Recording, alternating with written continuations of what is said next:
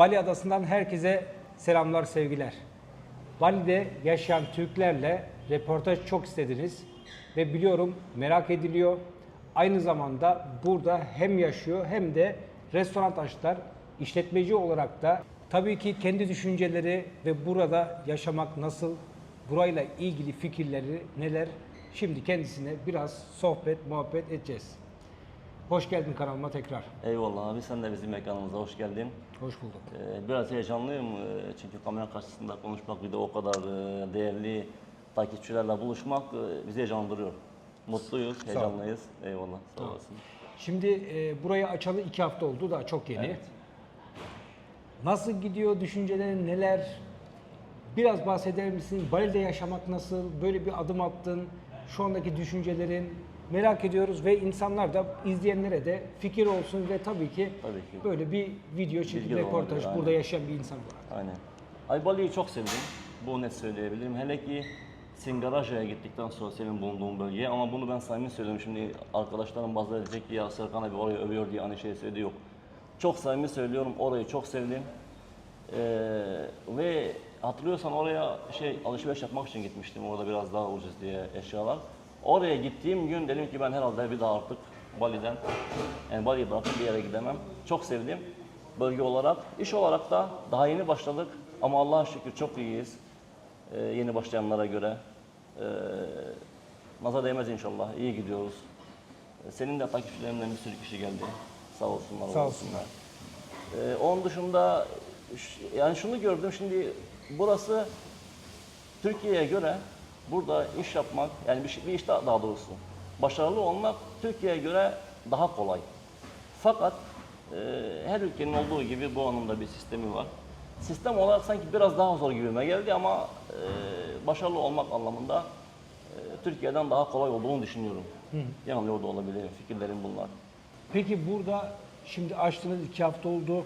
İlla ki açmadan önce bir hesap, kitap yaptınız. Evet. Şu anda beklentileri karşılıyor mu yoksa daha karşılamayı bekliyor musunuz ve nasıl gidiyor? Yani buradaki şu an işleriniz nasıl? Şöyle anlatayım. Başlangıcın şu anda yani şu ana kadarki geçirdiğimiz süre içerisinde başlangıcın çok iyi olduğunu, evet, şeyimizi karşıladığını, beklentilerimizi karşıladığını düşünüyorum. Yani böyle karşıladı, yani o fikirdeyim. Ama çok daha güzel olacak. Allah izin verirse yani o yüzden içim rahat, çok fazla geri dönüş var. Çok şükür zaten web sitesinden de bakarlarsa. İşini düzgün, kolay, hilaf burada karıştırmadan yaparsan Tabii. başarılı olursun. Tabii. Peki her şeyin bir artısı ve eksisi var. Peki buradaki, şimdi açık konuşmak gerekirse ben de burada iş yapıyorum. İşte villalar var, personellerim var, şoförüm var. Senin burada 7 tane personelin var. Kendisi burada 7 tane personel çalıştırıyor. Şimdi 7 tane değil abi, 9 tane. buradaki eksileri de sizlere tabii ki aktarmak. Yani her şey toz pembe değil. Yani burada ben kendi açımdan söyleyeyim. İyi personel bulmak biraz zor. Evet. Pek çalışkan olmuyor bazıları. İşte bazıları iyi oluyor, bazıları şey değil. Sen de bunu yaşadın mı? Yaşıyor musun? Abi kesinlikle Ya personel yaşıyorum. biraz sıkıntı olabiliyor değil mi? Evet, kesinlikle yaşıyorum. Onu anlatacağım. Bir de demin senin toz pembe şeyine de birkaç şey söylemek istiyorum. Evet, personel konusunda abi çok iyi insanlar. Friendly dediğimiz böyle çok insancıl insanlar, saygılı insanlar. Fakat profesyonellik konusunda gerçekten çok zayıflar. Yani sen demin 7 değil. Abimle ben ikimiz birlikte toplam burada biz 11 kişiyiz. Sabahki grubu gördün gitti. Şimdi ikinci grup 3 kişi daha var. Birazdan da çünkü geç saatlere kadar kalıyoruz. Destek olarak geliyor ama mesela 11 kişiyiz. 10 kişi bile çalıştığımız çok nadir oluyor. Çünkü ya bayrama gidiyor, ya hastadır, ya tatil günüdür. Yani günde 1-2 tane fire zaten veriyorsun. Sağlam eleman bulmak hakikaten, ama değiştire. Mesela şimdi 2-3 tane sağlam oldu o 9 arasında dedi. Evet.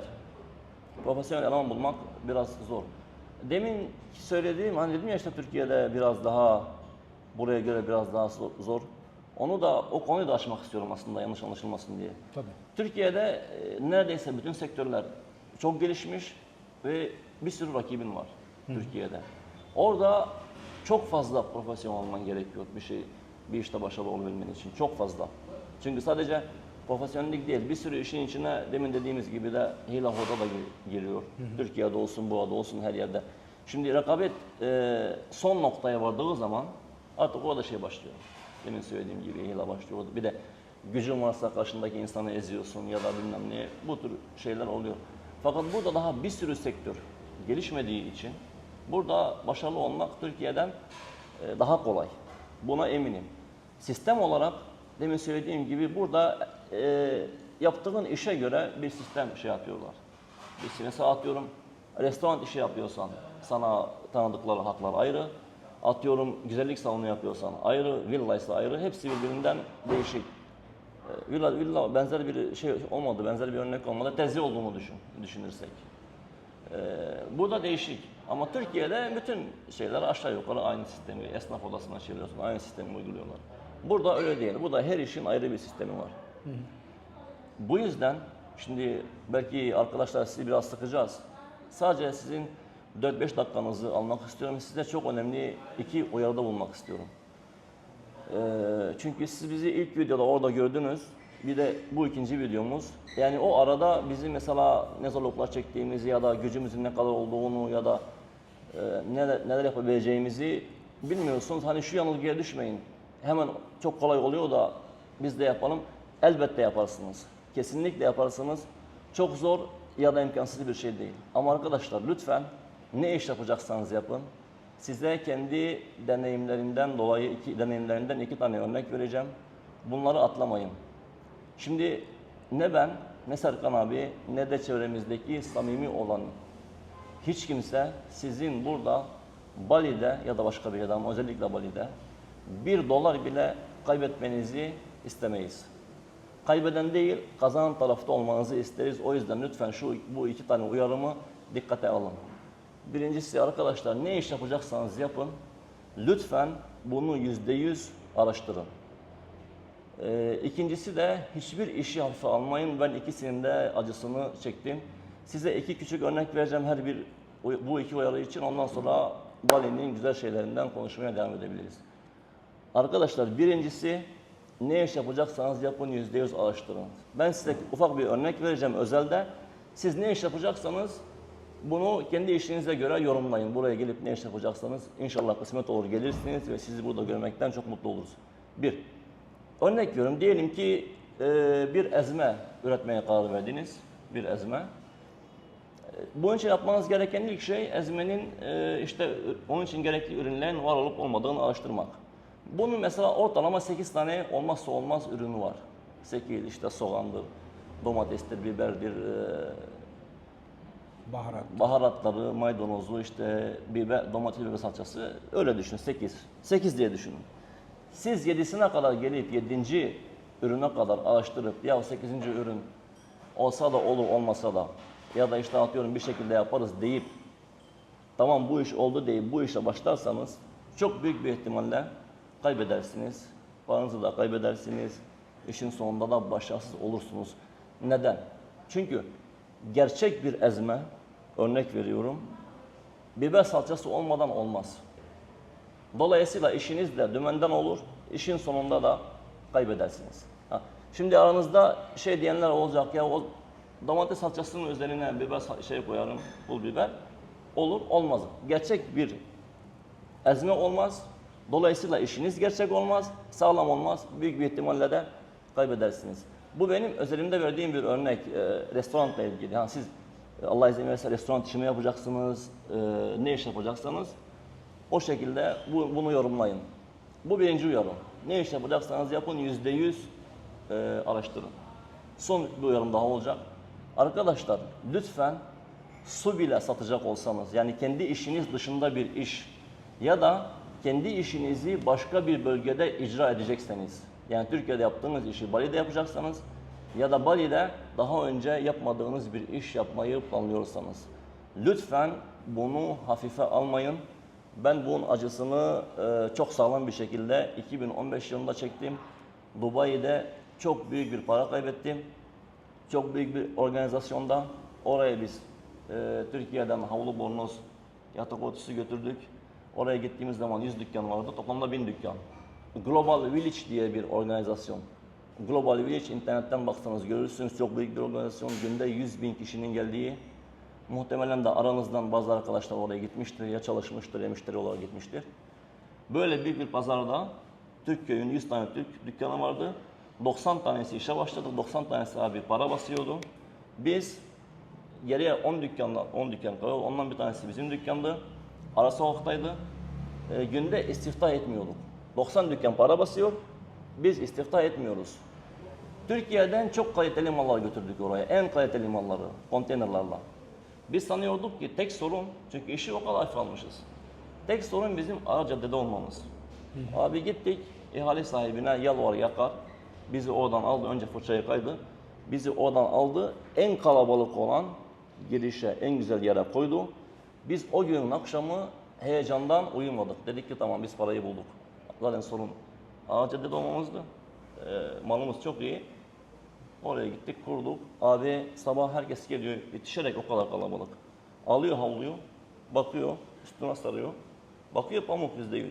Üstüne sarıyor abi, tam kapatmıyor. Size'ları, aldığımız size'lar, Avrupa size'ları, Rusya size'ları, dünya size'ları, yani boyutları. Ama Arapların boyutları meğer çok daha büyükmüş. Yatak örtüsü bizim aldığımız boyutlar 1.80'e 2.20, yanılmıyorsam şimdi uzun zaman oldu, yalan olmasın. 1.80'e 2.20, Araplarınki 2.20'ye 2.60. Buyur. Aynen. Eyvallah. Bizim havluları 1.50'ye 1.80, onların duş havluları 2'ye 2.20. Onlarda mutfak havlusu yok. Biz dünya para mutfak havlusu aldık, nakışlı, boncuklu falan. Onlara da almadılar. Bornozlar, abi Türkiye'deki size medium, large, x large, oraya gidiyorsun 3x large, 2x large. Öyle kaldık, anladık ki mal da yanlış. Ondan sonra git Pakistanlıyı bul, bilmem ne, ucuza sat. Türkiye'ye gönder, gemiyi beklersen sezon biter. Uçakla gönder 5 katı para öde derken, çok uzatmayayım arkadaşlar. Orada da büyük bir kayıp yaşadık. Tek sebebi de şuydu, biz o işi hafife aldık. Biz o işi gerçek anlamda araştırmış olsaydık, aslında araştırmakla hafife almak biraz da birbiriyle ilişkili iki uyarı. Alsaydık ufak bir uyarı, sadece o size'ları oradan biz doğru getirseydik, ilk hatamız telafi oldu. İkinci hatada iyi para kazanırdık. 4-5 yıllık birikimimiz gitti. İşin sonunda diğer 5 dükkan da kendinin kurtardı, 95 dükkan çok iyi paralar kazanırken biz paramızı orada batırdık. O yüzden arkadaşlar, burası olsun, başka bir şey olsun, bir yer olsun, bir iş yapacaksanız kesinlikle %100 araştırın ve demin dediğim gibi hiçbir işi hafife almayın. Biz sizin kesinlikle başarılı olmanızı istiyoruz. Biz sizi kesinlikle burada Bali'de görmek istiyoruz. Her yer Rus, her yer Hintli, her yer. Onlar da iyi insanlar. Onlar da geliyorlar. Yani şey anlamda söylemiyorum ha. Tövbe. Aşağı anlamda söylemiyorum. Avusturyalı var, Kanadalı var. Dolu her yer. Türk çok az. Biz sizi burada görmekten mutluluk duyarız. Hele ki kazanan tarafta görmekten. Yani bir gün Allah izin verir, kısmet olursa buraya gelirsiniz, ben sizin mekanınıza gelirim. Evimize, villanıza yan yana oturduğumuz zaman nasıl başardığımızı, nasıl kazandığımızı konuşalım. Evet. Başımıza Tabii. gelen sorunları nasıl çözeceğimizi değil, bu iki ayrıntıyı, bu iki uyarıyı dikkate alın lütfen. Ondan sonra bunları dikkate alacağız. Sahayı araştıracağız, her şeyi diyorsanız abi buyurun gelin. Bali çok güzel bir yer. Çok güzel bir yer. Ben böyle bir yer daha bir sürü ülke gezdim. Böyle bir yer daha ben görmedim. Muazzam bir yer. Zaten tatil için hiçbir şey demiyorum. Tatil için abi atlayın, biletinizi alın. İmkanı olanlar tabii. Atlayın gelin. Sadece kasksız motosiklet kullanmayın. Evet. Ona arkadaşlar dikkat edin çünkü bir iki olay oldu ben burada gördüm. Size çok pahalıya patlar. Lütfen kasksız motosiklet kullanmayın ve motosikleti kiralayacağınız ajantanın gerçek bir ajanta olduğuna, tanınmış bir ajanta olduğuna dikkat edin. Evet, benim eklemek istediğim şey şu. Eğer burada Bali'de iş yapmayı düşünüyorsanız, yatırım yapmayı düşünüyorsanız ilk yapmanız gereken adım şirket açmak. Çünkü şartlar sürekli değişiyor ve değişecek. Talep çok var. Bunu birçok videoda söyledim, tekrar söylüyorum. Talep çok olduğu için bu durumu değiştirecekler. Belki tamamen kaldırmayacaklar ama işte 10 tane Endonezyalı çalıştır, şunu yap, işte ne bileyim bankada şu kadar para göster. bu şekilde zorlaşmalar sürekli gelecek. Zaten gelmeye de devam ediyor.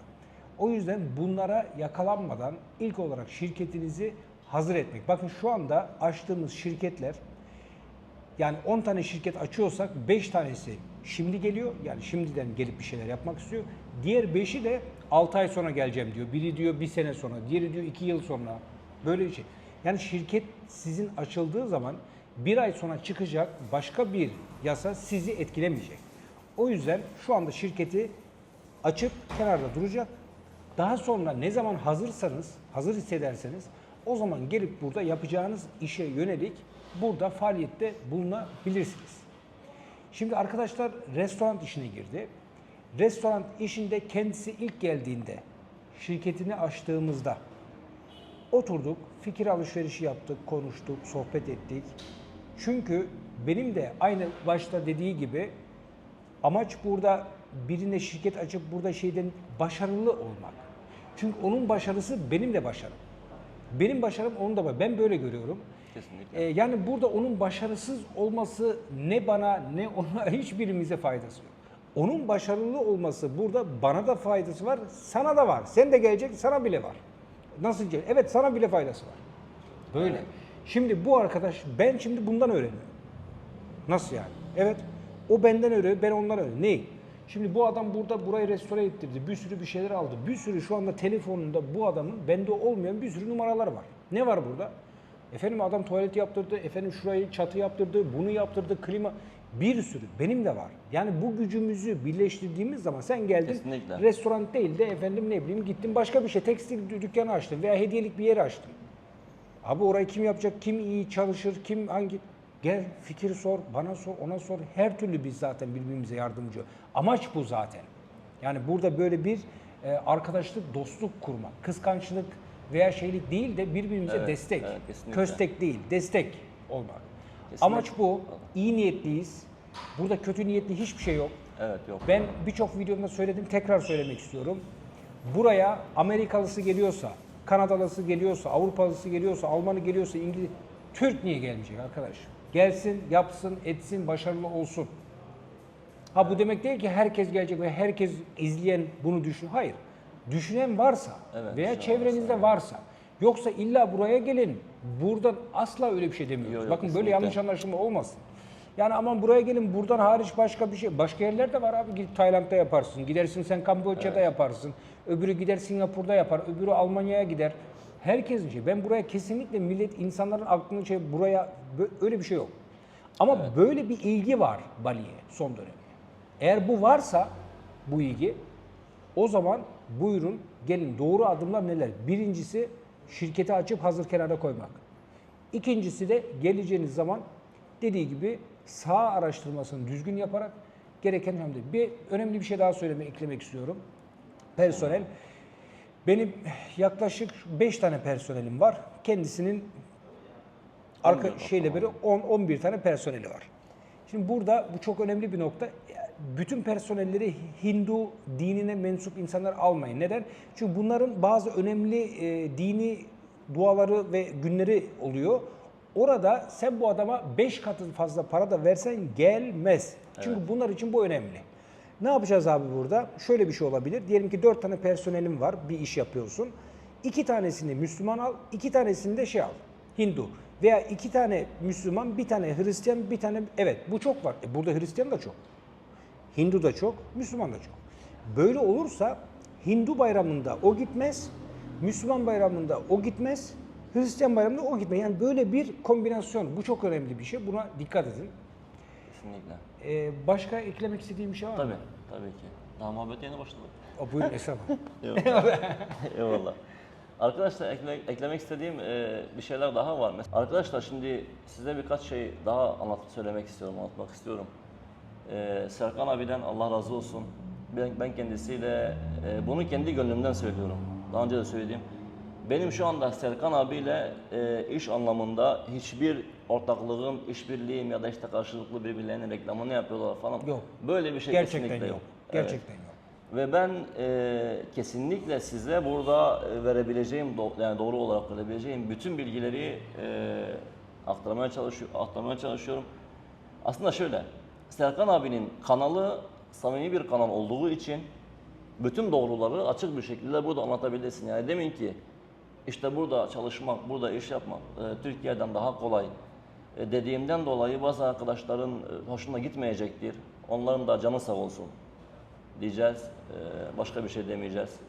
Burada özellikle bir kişiyi ya da kişileri ima etmedim ama diyeceğim bu sebebi de şu arkadaşlar, bakın. Ben daha önce bu tür muhabbetlere hiç dahil olmak istemiyordum çünkü benim işim değil. Alakam yok, kimseye de birebir muhatap değilim bu konularda. Fakat son zamanlarda bu bilgi kirliliğinden ve bir kirliliğinden dolayı ve bir algı oluşturmaya çalışıyor. Ben onu videolarda net bir şekilde gördüm. O yüzden bir iki şey söylemek istiyorum. Bakın arkadaşlar, birileri size bilgi verirken size o yerin sadece kötü taraflarını, kötü ya da zor taraflarını anlatıyorsa ya da bu zor tarafları size ispatlamaya çalışıyorsa bilin ki o sizin oraya gelmenizi istemiyor. Kötü bir niyet var. Aynen. Ve şunu eklemek istiyorum. Kesinlikle Bali'de bir grup Türk var. Evet. Buraya daha fazla Türk'ün gelmesini istemiyor. Çok İstemiyorlar. açık ve net. İster zoruna gitsin, o kişileri söylüyorum. Onlar kendini bilir. İster zorunuza gitsin, ister borunuza. Şimdi bu bir gerçek. Bu gerçeği de tamam mı? Saklamamak lazım. Bir grup buraya daha fazla Türk'ün veya daha fazla değil Türk'ün gelmesini istemiyor. Çünkü Bali'yi kendi çiftliği olarak görüyor. Evet var aynen. Ben de diyorum ki burası sizin çiftliğiniz değil. Tamam mı? Biz bunu insanlara aktaracağız. Gelmek isteyenler başımın üstü yeri var. Üstünde yeri Gelir. var. Aynen. Bu birkaç tane çakal çukalın demesiyle olacak şeyler değil. Kesinlikle. Yani kötüleme, işte yok ne bileyim öyle ve böyle öyle kötülüyorlar, böyle diyorlar, şöyle diyorlar. Kendi burada yaşıyor, kendi burada Aynen. iş yapıyor, kendi Aynen. şey. Sen niye o zaman buradasın diye soruyorsun. Yasak olarak dediği yok. şeyleri kendisi kameraya almış, aynı şeyleri yapıyor. Fakat bizim takipçilerin tabii bunu bilmiyorlar. Yasak olarak dediği şeyi aslında kendisi yapıyor. Sonra kameraya almış, işte yok bu yasak, şu yasak. Yasak da sen aynı şeyi yapıyorsun. Tamam, okey, burada bazı kurallar var, onlara uyuyoruz, şey yapıyor. Ama sadece buranın kötü taraflarını, zor taraflarını anlatıp ya da ispatlamaya çalışıyorsun demek, şu algıyı oluşturmaya çalışıyorsun. Buraya arkadaşlar gelmeyin. Burası güzel bir yer değil algısını oluşturmaya çalışıyorsun. Fakat herhangi bir YouTuber ya da işte video çeken her neyse size o yerin hem iyi taraflarını hem kötü taraflarını, yani hem zor hem kolay taraflarını anlatıyorsa evet ona itibar edin. Yani şöyle size bir örnek vereyim. Mesela bütün iş yerlerinde işçi olarak çalışmak yasak. Şimdi ben video çekerken kendi iş yerinde çalışamazsın dediğim zaman muhtemelen kimse buraya gelmez. Bana da aynı şeyi söylemiş olsalar da açıklamadan ben de gelmezdim. Çünkü çalışamayacağım bir işe niye para yatırayım? Zaten geliyorsam aptalım demektir. Ama aslında arkadaşlar olay bu değil. Olay şöyle. Sen işçi olarak çalışamıyorsun. Yani atıyorum yerleri temizlemek, tuvaleti yıkamak, müşteriye hizmet etmek, borçlarını almak, doğrularını getirmek, bilmem ne. Bunları ben kendi açımdan konuşuyorum, kendi restoran. Bunları yapamıyorsun. Zaten bunları yapmak için buraya geleceksen gelme zaten. Burada 280 Ya milyon zaten gelip işçi burada var. tuvalet temizleyeceksen, yeri temizleyeceksen senin burada patronluğun nerede kaldı böyle bir şeyde? Kesinlikle. Şunu eklemek istiyorum. Bakın bunu biz affedersin kafamızdan ve oramızda bu uydurduğumuz bir şey değil. No. Yetkililerden çünkü biz sıkıntı ister miyiz? Hayır. Hayır, Bu adamlar no. sıkıntı No, ister no, mi? no. Hayır. Biz yetkililerle görüştüğümüzde arkadaşım bu adam burası bunun dükkanı değil mi? Restoran. Bu adam burada durma hakkı var kardeşim. Kesinlikle. Burada personellerini yönetme hakkı var. Evet. Şunu yapın, kontrol eder, şey yapar. Ama kendisi çalışamaz. Yani tutup da burada masaları kendi silmeyecek. Gidip de tuvalete orayı burayı kendi silmeyecek. Servisi kendi yapmayacak. Bunu garson yapacak. Endonezyalı yapacak. Bu kadar basit. İnce püf nokta bu. Evet arkadaşlar aynen. Ha yok arkadaş ben burada gelip masayı ben kendim silmek istiyorum. Bu da mümkün. Kendin birebir. Ama 10 tane personel olduktan sonra diyor sen de diyor bildiğin personel gibi çalışabilirsin. Evet, Nokta. kesinlikle.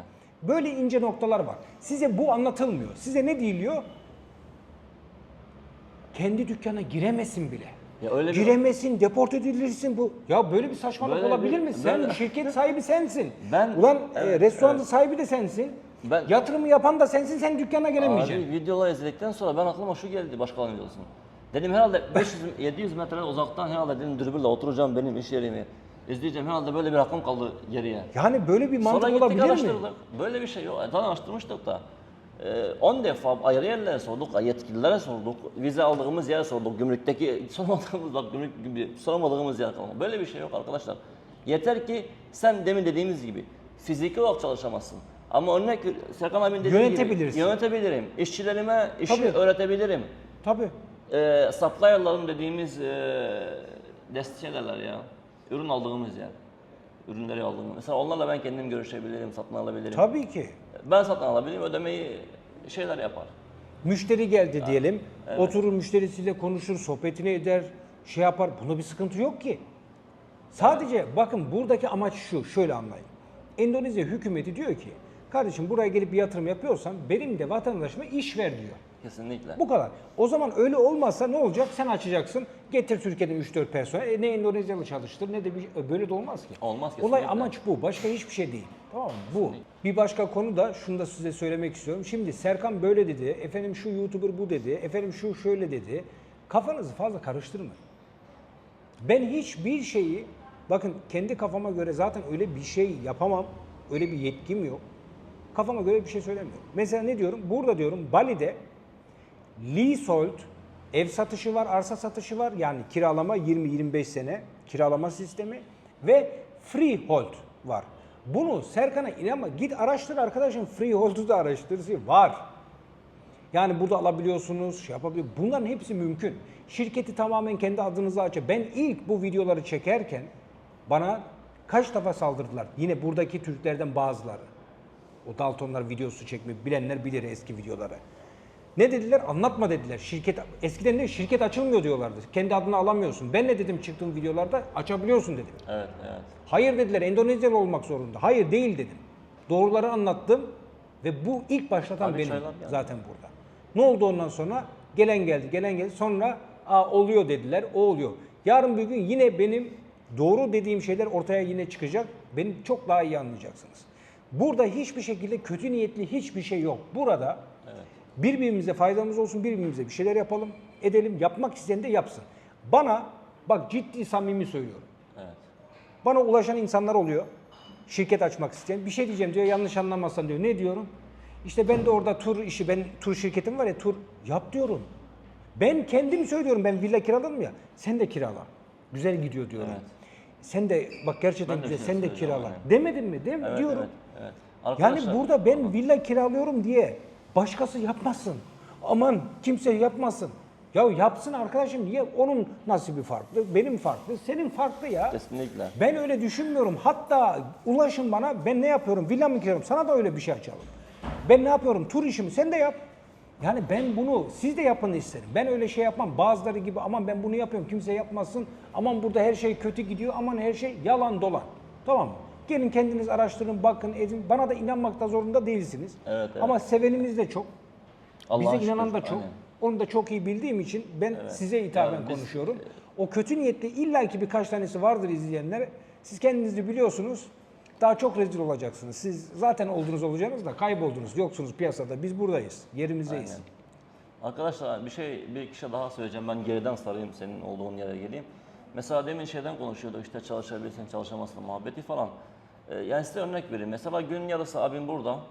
Etler takılmadan önce etleri kontrol ediyor. Şey mi değil mi diye. Ondan sonra zaten iki elemanla işi öğrettik elemana sağlam bir şekilde. Abim de burada oturuyor. Bir sorun bir şey olursa önemli bir sorun Yönetiyor. bir şey. Müdahale aynı yönetiyor. Arada mesela biz burada günün yarısı abim oluyor. Geliyor, eti kontrol ediyor. Müşteriler bir sorun bir şey varsa onunla ilgileniyor. Köşede oturuyor, kontrol ediyor. Ben de aynı şekilde ben olduğum zaman bunu yapıyorum. Onun dışında alışverişimizi falan kendimiz yapıyoruz. Bununla ilgili bir sorun yok. Yani arkadaşlar çalıştığınız iş yerini kontrol edebilirsiniz. İşçilerinize işi öğretebilirsiniz. Onun dışında işte para alamazsınız doğru kasiyer olarak. Tamam okey. Kasiyer parayı alsın. Gün sonunda size versin. Ne değişen bir şey olmadı ki, değişen bir şey oldu. Bir de artık gelişmiş bir çağda, teknolojide yaşıyoruz. Kamera var, hesap var, kitap var, dünya var, Tabii her şey canım. var. Aynen. Yani her şeyin bir çözümü var. İstedikten sonra her türlü kesinlikle. hazır. Çünkü bahane bulursak çok buluruz. Evet. Ama gelip bir sürü insanlar yapıyorsa niye biz yapmayalım? Ruslar yapıyor, Avustralyalılar yapıyor, bir sürü kişi yapıyor. Demek ki bunun yasal olarak bir çözümü, çaresi var. Tabii. Ama yasal olarak diyorum, yasa dışı demiyorum kesinlikle. Var, bir sürü işletme var, yapıyorlar. Bunlar 2-3 tane işletme olsaydı derdik ya olabilir, bunlar yasa dışı yapıyor. Yok. Binlerce var, yüzlerce var, binlerce var. Kesinlikle. En az burada benim sokağın hepsi alttan yukarıya kadar hepsi yoga elbiseleri, atıyorum hediyelik eşyalar falan. Tekstil, ondan sonra Tekstil. yok. Hepsinin- Gümüş, altın. Yok altın değil, özür dilerim. Gümüş, takı. Evet. Hepsinin işletmecileri Ruslar. Hepsi küçük küçük dükkanlar. İçine bir tane iki tane eleman koyuyorlar. İdare şey yapıyorlar yani yönetiyorlar. Bir de arkadaşlar inşallah kısmet olur buraya gelirseniz ve sizi burada şimdi defa tekrar ediyorum. Görmekten çok mutlu oluruz. Serkan abinin dediği gibi mesela bak aslında şunu söyleyeyim. Buradaki hiçbir Türk işletmeden Allah hepsinden razı olsun. Çoğu geldi. Hiçbirinden ben Sağ olsun. sağ Gelenler olsunlar, başımızın aynen. üstünde yeri var. Başımızın üstünde Her yeri var. zaman. O yüzden söylemlerimiz buradaki işletme sahibi insanlara değil, aşağı yukarı hepsini tanıyorum, aşağı yukarı. Hepsi çok kaliteli ve nezih insanlar. Buraya gelmeyin diyenler zaten başıboş insanlar. Bir işe yaramayan insanlar. Bunu söylemek istiyorum. Bunun dışında da arkadaşlar, buraya geldiğin zaman başkasının yaptığı işi ben yapmayayım ya da başka biri gelsin benim yaptığım işi yapmasın gibi bu muhabbetlerden Girmeyin. Bu muhabbetlere Girmeyin girmeyin. abi. Bunlardan abi kurtulmadığınız sürece Evet. özgürleşip iyi bir iş çıkaramazsınız. Yok işte gelir de yanıma açar da bilmem ne olur da. Karşımda bir tane Allah daha fazla versin. Günde 1000-2000 kişiyi şey yapıyor. Onlar turlarla anlaşmış bir şey, Pakistan, nereliydi onlar? Hindistan. Hindistanlı. Harika işleri var. Hayır Ya- yoldan da alıyor. Yani şunu demek istiyorum. Mesela ben burada açarken ya şimdi karşımda Hindistanlı var. Şimdi arkadaşlar diyecek ki o Türk sen Hindistanlı. Neticede ikisi restoran. Yani korkup o zaman burada açmazdım. Tabii. Hemen üzerimde bir tane, altında bir tane Lübnanlı var. Hemen üzerimde bir tane şey var. Köklü gene Hintli, bir üstü Hintli, bir sürü restoran var. Bu şeylerden yok ben açayım, açmayayım, yakın olsun, uzak olsun bunlardan kaçın arkadaşlar bu muhabbetlerden de kısmeti rızkı Allah verir. Kimse kimsenin ne rızkıyla ne kısmetiyle oynayabilir. Bu arada son dönemlerde Hindistanlı bayağı burada restoran Bayağı açtı. var. Bir de bir şey eklemek istiyorum. Burada yanlış anlaşılma olmasın. Şimdi ister restoran açın, ister başka bir işletme açın. Şu anda 5 tane Endonezyalı çalıştırmak zorundasın. Yok, onda öyle bir şey yok. İstersen bir tane çalıştır, istersen 2 tane çalıştır, istersen 3. O sana kalmış. Senin Yeter ki- ihtiyacına bağlı. Aynen yeter ki sen orada işçi olarak çalışma, işçi pozisyonda çalışma. Ama öyle bir zorunluluk yok. Yani şu kadar Endonezyalı çalıştırmak zorundasın. Bir zorunluluk şu anda öyle bir şey yok. Siz şirketinizi şu anda bu şartlarla açtığınız zaman diyelim ki 3 ay sonra farklı bir kanun geldi. Dedi ki bundan sonra 10 tane Endonezyalı çalıştırmak zorundasınız veya 5 tane. Bu seni etkilemiyor. Şimdi bu arkadaş şirketi açtığında öyle bir şey yoktu. Bu bununla devam ediyor. Bak bu çok önemli bir nokta. Bunu lütfen Kesinlikle. bir kenara aklınıza kenara koyun. Arkadaşlar 10 kişi kuralı şöyle bir şey. Yani siz Türkiye'den buraya bir işçi getirip onu işçi pozisyonunda çalıştırmak istiyorsanız ona yasal olarak vize alabilmek için işçi sayınızı 10 kişiye tamamlamanız gerekiyor. Yok Bu başka yanlış bir şey. oldu. Vizeyi alabilir, çalışma izni. İzinlerini- Evet, onu demek vize istedim. farklı bir şey Aynen. alabilir ama çalışma izni için o zaman diyor ki kardeşim madem sen burada Türk çalıştıracaksın kendi milletinden o zaman 10 tane benim insanımdan çalışır. O zaman sana o şartı koşuyor. Ama sen Türk işçi çalıştırmayacaksan o zaman istersen bir tane, istersen 2 tane personel yani ihtiyacına göre. Onu da size söylemiş olalım. Başkan zaten ben çalışma vizesi olarak demek istedim vize. Çünkü çalışma izni de bir nevi çalışma vizesi. Aynı şeyden bahsediyoruz. Sana katılıyorum kesinlikle. Yani o böyle bir kural. Onun şeyle alakası yok. Onun dışında arkadaşlar burada iş yapacaksanız kesinlikle size hiç düşünmeden Serkan abiyle iş yapmanızı kesinlikle öneririm. Başlangıcınızda bir iş yapacaksanız başlangıç çok önemli. Doğru insanla başlamak kadar önemli bir şey yok. Çünkü bazen başta yaptığınız bir hata işin sonuna kadar sizi takip ediyor. Ben kendisiyle 3 defa işbirliği yaptım. 4 defa. Evet. Ulaşımla 4 defa işbirliği yaptım. Allah kendisinden 100.000 kere razı olsun. Bu işi layıkıyla yerine getirdi. Layıkıyla. Çok endişelerim vardı, korkularım vardı. Kendisine İster istemez. Sizi Aynen. de anlıyorum. Yani bu da bir gidiyorsunuz başka bir ülkede bir şey yapıyorsun, güveniyorsun, giriyorsun. Her şeyimizi olacak koyuyoruz. mı, olmayacak mı? Aynen. Bunlara tamamen hak veriyorum. Yani şunu da eklemek isterim. Şimdi biz tabii işbirliği yaptık, şirketini açtım, işte şey yaptık. Ama daha sonra, tabii bu herkesle yıldızın Olacak barışacak bir şey değil. yok. Aynen. O beni sevmez, ben onu olabilir.